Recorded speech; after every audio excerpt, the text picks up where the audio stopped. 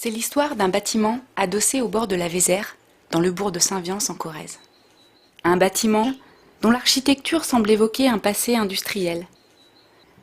Le long de la rivière qui s'étire, les hommes passent et les souvenirs se distillent. Voici l'histoire singulière d'une usine au milieu de la campagne.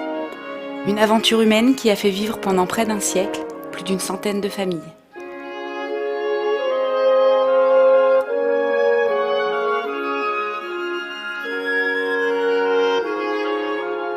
Au départ, il n'y avait qu'un moulin.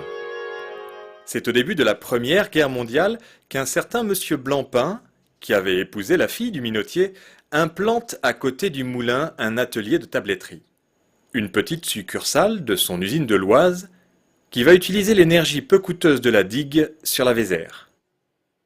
Se doutait-il alors de l'ampleur que prendrait ce petit atelier ? À l'époque, le bouton ne représente qu'une infime partie de la production. La tabletterie englobe aussi des éventails, des peignes, des porte-plumes à base de nacre, d'os ou de celluloïd. Mais le bouton va très vite supplanter tout le reste grâce au développement d'une matière révolutionnaire, la galalite, premier plastique à base de caséine de lait et de formol, mis au point à la fin du XIXe siècle. Lorsqu'un nouveau conflit éclate en 1939 et que la ligne de démarcation coupe la France en deux, une curieuse circonstance va développer l'activité de l'usine. La plupart des fabriques de boutons sont restées en zone occupée.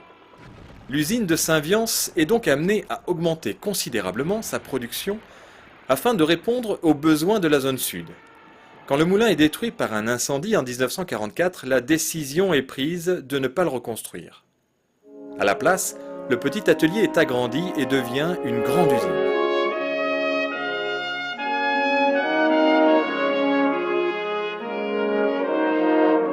Au milieu des années 50, l'usine prend une nouvelle dimension avec la création d'une société, la Gala Française, dans laquelle M. Blancpain s'associe avec le directeur de l'époque, M. Thibon. La nouvelle société, qui changera de nom pour s'appeler le Groupe Français, puis enfin simplement les établissements Blancpain-Thibon, est alors plutôt prospère. Dans les années 60, l'usine, qui compte une centaine de salariés, doit faire face à un nouveau défi, le marché mondial. La direction décide alors de se doter d'un service commercial chargé de faire du négoce, d'acheter et vendre des stocks de boutons. Le marché du bouton courant étant largement saturé par les Italiens et les Japonais, la production s'oriente, elle, vers le très haut de gamme. L'usine fabrique des boutons et des boucles à base de galalite, de bois, de métal ou de plexiglas pour la haute couture ou les grands magasins. Pourtant, dans les années 70, l'usine de l'Oise est amenée à cesser son activité. Celle de Saint-Viance, étant plus moderne, plus grande et comptant plus de salariés, continue. Mais les difficultés se font de plus en plus sentir. En 1974, M. Thibon prend sa retraite et quitte l'usine qui compte alors 80 salariés. C'est le début du déclin pour cette usine en zone rurale, à la tête de laquelle vont se succéder plusieurs directeurs. L'entreprise traverse cas un cas les années 80.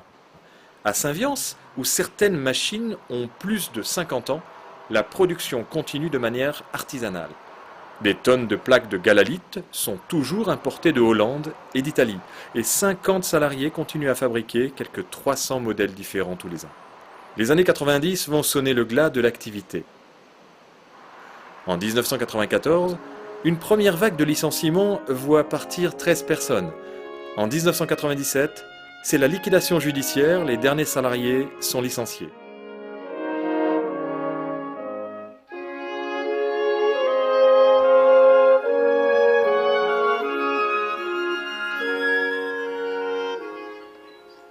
Pendant plus de 10 ans, le bâtiment restera inoccupé.